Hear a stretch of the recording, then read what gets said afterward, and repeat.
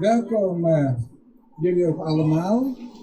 Van heel jong tot heel oud staan we hier allemaal voor de familie Bretsiner, waar 5 struikelsteentjes voor gelegd gaan worden. Er zijn hier, en dat is bijzonder voor jullie, mensen die even oud waren ongeveer als jullie en toen in de klas zaten van Frits Bretsiner en anderen. En die zijn ook hier nu aanwezig. En die hebben de herinnering aan hun klasgenoot van toen. Hun klasgenoot die in dit huis woonde.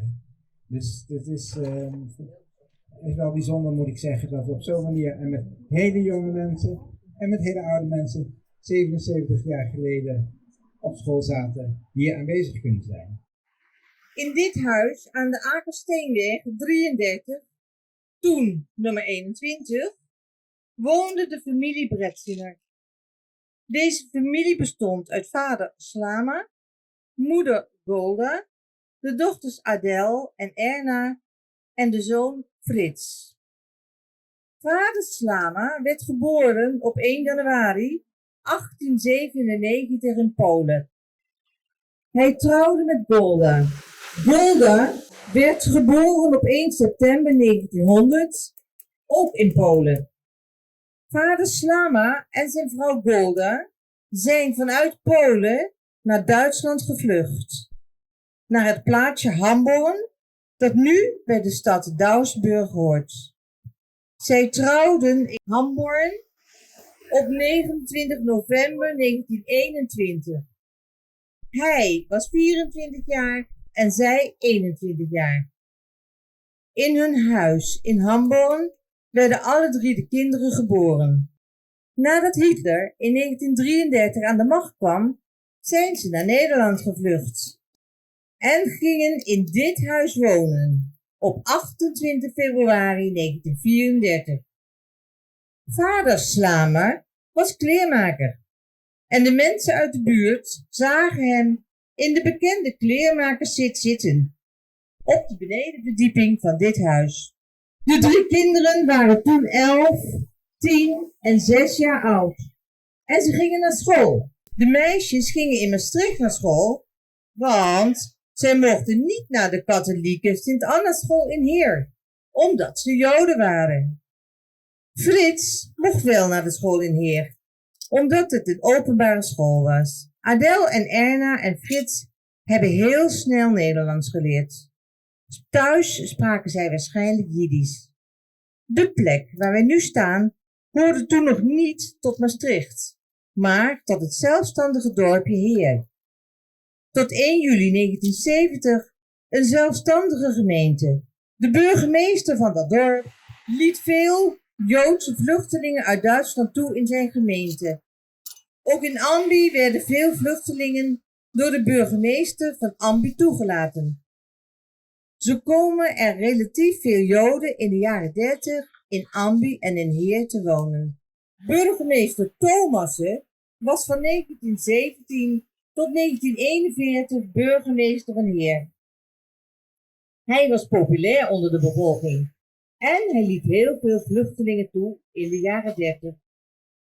Hij wilde graag burgemeester van Maastricht worden in 1937. Maar Jonkheer Willem Michiels van Kessenich werd burgemeester van Maastricht. En burgemeester Thomas werd er heel boos over.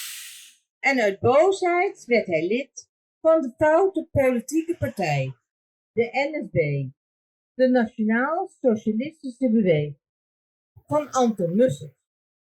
De Duitse Rijkscommissaris Arthur Seyss-Inquart beloonde deze keus voor de NSB en maakte hem burgemeester van Kerkrade en vervolgens burgemeester van 's-Hertogenbosch.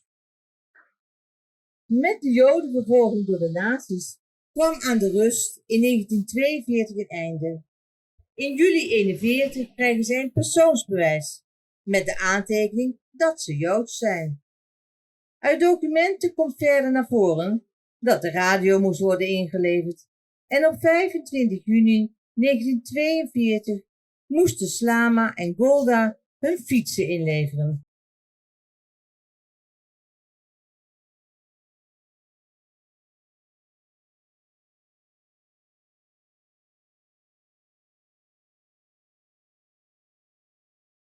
De volgende dag arresteert de NSB-veldwachter Jos Blokker persoonlijk en brengt ze naar het deportatiecentrum in de lagere school aan de professor Pieter Willemstraat en draagt ze officieel over aan de SD'er Konrad.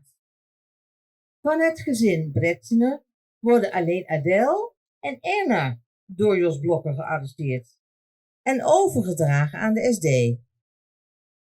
Adèle en Erna kregen maandag 24 augustus 1942 een oproep om zich te melden en ze werden al de volgende dag op dinsdag 25 augustus aan de professor Pieter Willemstraat in Maastricht vastgezet. En diezelfde avond om 12 uur op het station in de trein naar het doorgangskamp Westerbork in Drenthe gestuurd. Op woensdag, 26 augustus, kwamen ze daar aan. Ze bleven daar 1 dag. En al de volgende dag, op vrijdag 28 augustus, werden zij met in totaal 608 personen gedeporteerd naar Auschwitz. De duur van de treinreis was 3 dagen. Bij aankomst in Auschwitz-Birkenau op maandag 31 augustus werden zij direct vergast. Alle vrouwen en kinderen zijn direct bij aankomst vermoord. Ze waren meisjes 18 en 19 jaar oud toen ze werden vermoord. Op 28 augustus 42 stuurt de commissaris van politie te Maastricht een aangetekende brief aan de Duitse bezetter.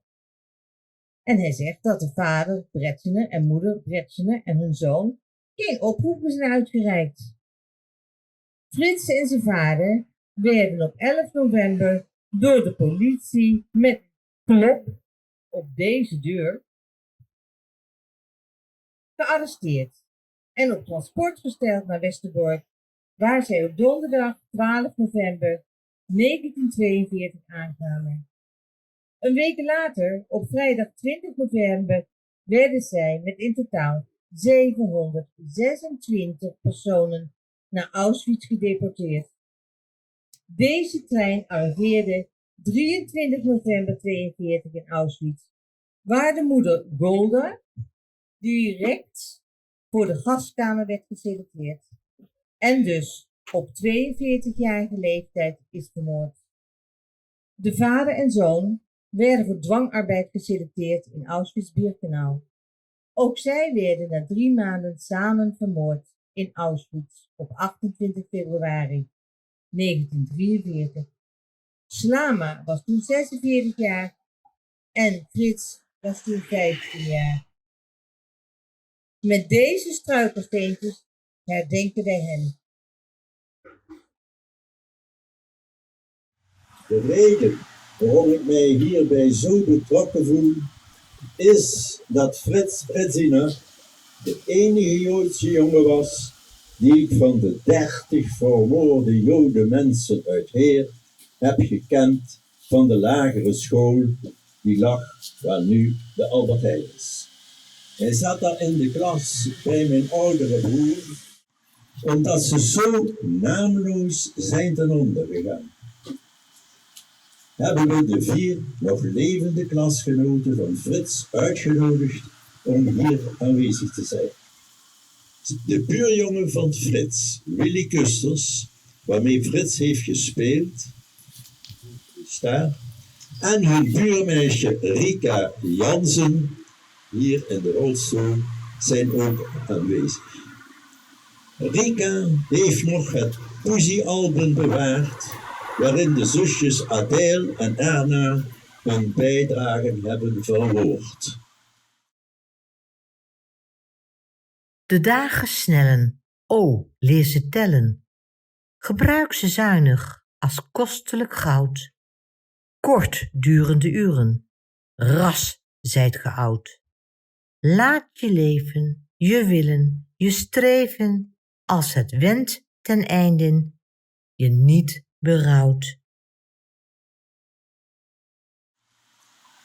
Normaal gesproken worden jullie over de 90 jaar. Dus dat wordt de volgende eeuw 2100.